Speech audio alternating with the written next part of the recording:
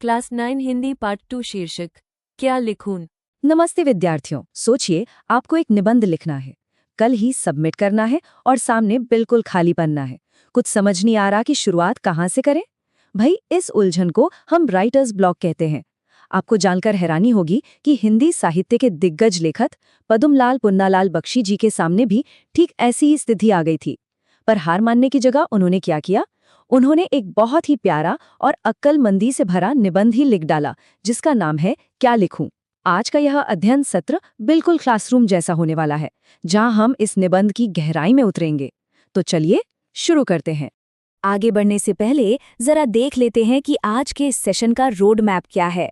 हम शुरुआत करेंगे पाठ और लेखक के परिचय से, फिर देखेंगे निबंध की रचना कैसे हुई और इसका असली भाव क्या है। इसके बाद पाठ के कठिन शब्दों के अर्थ समझेंगे। फिर आएगा सबसे जरूरी हिस्सा, परीक्षा के लिए महत्वपूर्ण बिंदु और सारांश। और हाँ, आखिर में एक छोटा सा बहुविकल्पीय प्रश्नोत्तरी यानी क्विज भी होगा। तो पूरे फोकस के साथ जुड़े रहिए। तो चलिए अपने पहले पड़ाव की ओर बढ़ते हैं, पाठ और लेखक परिचय। अब निबंध पर बात करने से पहले ये जानना बहुत जरूरी है कि आखिर इस मजेदार निबंध के पीछे दिमाग किसका था। पद्मलाल पुन्नालाल बख्शी जी। इनका जन्म 1894 में खैरागढ़ में हुआ था, जो आज छत्तीसगढ़ में है। देखिए, ये सिर्फ एक निबंधकार नहीं थे, बल्कि एक बहुत ही शानदार आलोचक, कवि और हास्य लेखक भी थे।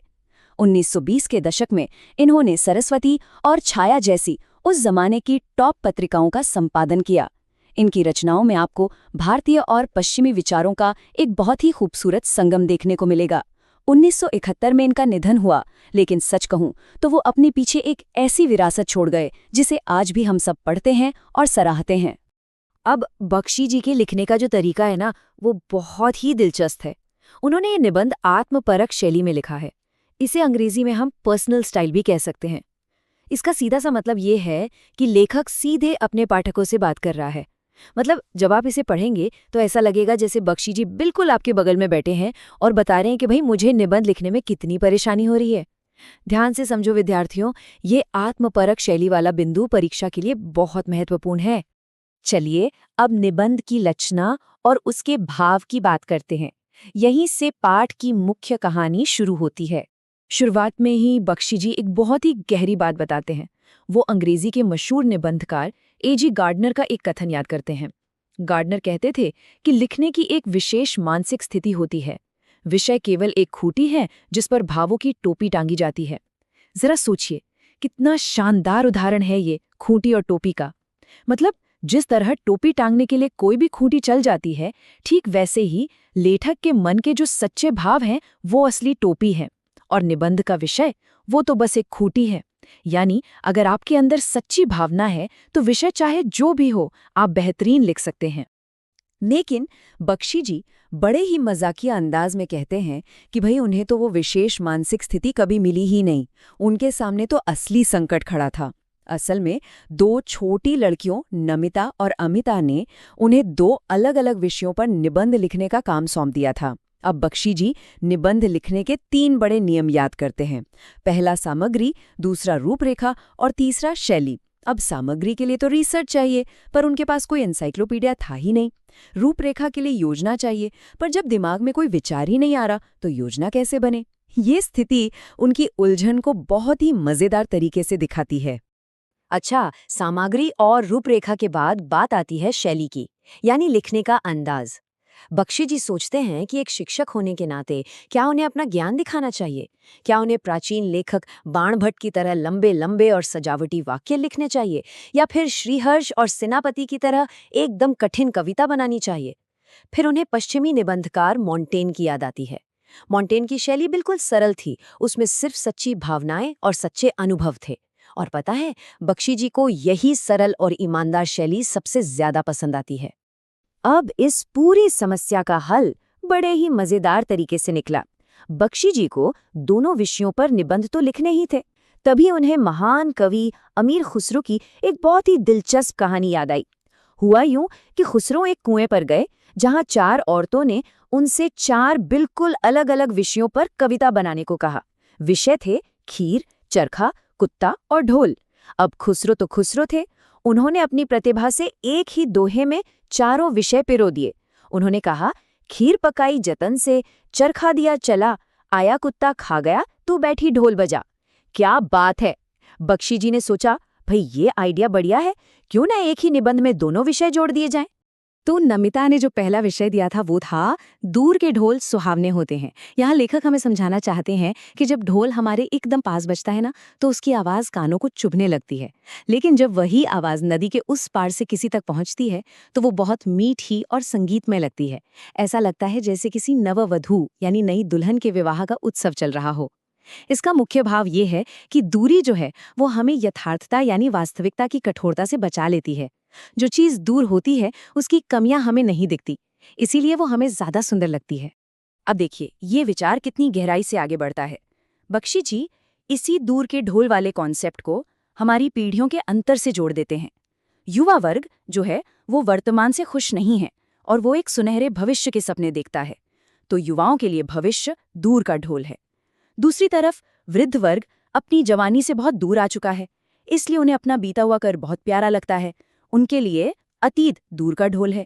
दोनों ही वर्तमान में नहीं जीना चाहते। और पता है, यही जो वैचारिक टकराव है ना, यही समाज में हमेशा बदलाव की मांग करता है। और बस यहीं से निबंध बड़ी ही चतुराई से अमिता के दूसरे विषय यानी समाज सुधार की तरफ मुड़ जाता है। तो चलिए अब जरा उन कठिन शब्दों को देख लेते हैं जो पाठ में आए हैं। ये शब्दावली आपके बहुत काम आएगी। पहला शब्द है खूंटी। इसका मतलब है दीवार पर टांगने वाली कील, जिसे निबंध में विषय के आधार के रूप में इस्तेमाल किया गया है। दूसरा है यथार्थता यानी सच्चाई, या जिसे हम अंग्रेजी में रियलिटी कहते हैं। नववधू का अर्थ है नई दुल्हन, जिसे बख्शी जी ने दूर बजते ढोल वाले प्रसंग में बड़ी खूबसूरती से पिरोया है। और आखिरी शब्द है स्मारक, जिसका मतलब है कोई याद दिलाने वाली रचना या मेमोरियल। जैसे लेखक कहते हैं कि आज का जो प्रगतिशील साहित्य है, कल वही एक स्मारक बन जाएगा। विद्यार्थियों, ध्यान से समझो, अब हम उस हिस्से पर आ गए हैं जो परीक्षा के लिए सबसे ज्यादा महत्वपूर्ण है। परीक्षा में अक्सर ये सवाल आता है कि बख्शी जी ने अपना निबंध कैसे पूरा किया, तो उत्तर लिखते समय इन 3 बिंदुओं को जरूर शामिल करें। बिंदु 1, नमिता और अमिता ने उन्हें 2 अलग-अलग विषय दिए थे। बिंदु 2, ए.जी. गार्डनर का खूंटी और टोपी वाला उदाहरण दें जो साबित करता है कि विषय नहीं बल्कि मन के भाव मुख्य होते हैं। और बिंदु 3, अमीर खुसरो की वो चतुर युक्ति जिससे प्रेरित होकर बख्शी जी ने एक ही निबंध में दोनों विषयों को बड़ी ही कुशलता से मिला दिया।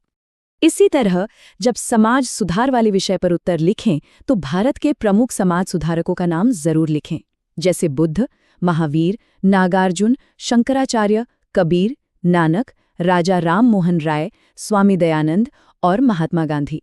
यहाँ बख्शी जी का सबसे महत्वपूर्ण विचार ये है कि समाज में सुधार की जरूरत हमेशा बनी रहती है, क्योंकि जो सुधार आज हमें बहुत आधुनिक लगता है, कल वही एक कमी बन जाएगा और फिर एक नए सुधार की जरूरत पड़ेगी। मतलब समाज सुधार एक कभी न रुकने वाली प्रक्रिया है। आइए अब इस पूरे पाठ के मुख्य भाव और सारांश पर एक नजर डालते हैं। इस पूरे निबंध से लेखक का संदेश एकदम साफ है। अच्छी रचना भारी भरकम शब्दों से नहीं बल्कि हमेशा सच्ची भावना से आती है। बख्शी जी ने अपनी खुद की उलझन को पूरी ईमानदारी और हास्य के साथ हमारे सामने रखा और देखते ही देखते एक मास्टरपीस तैयार कर दिया। उन्होंने ये भी साबित कर दिया कि अतीत और भविष्य दोनों ही हमसे दूर हैं, इसीलिए दोनों के ढोल हमें सुहावने लगते हैं।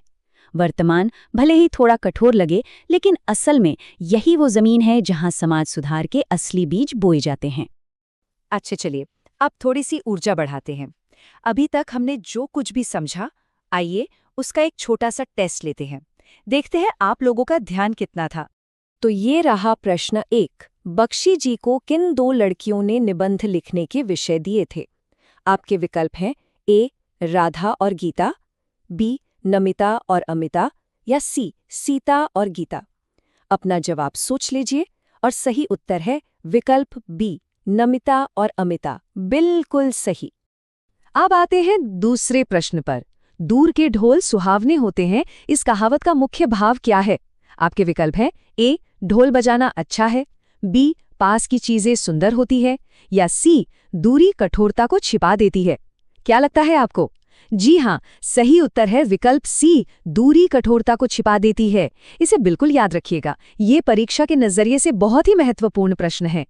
तो विद्यार्थियों, इसी के साथ हमारा आज का ये अध्ययन सत्र पूरा होता है।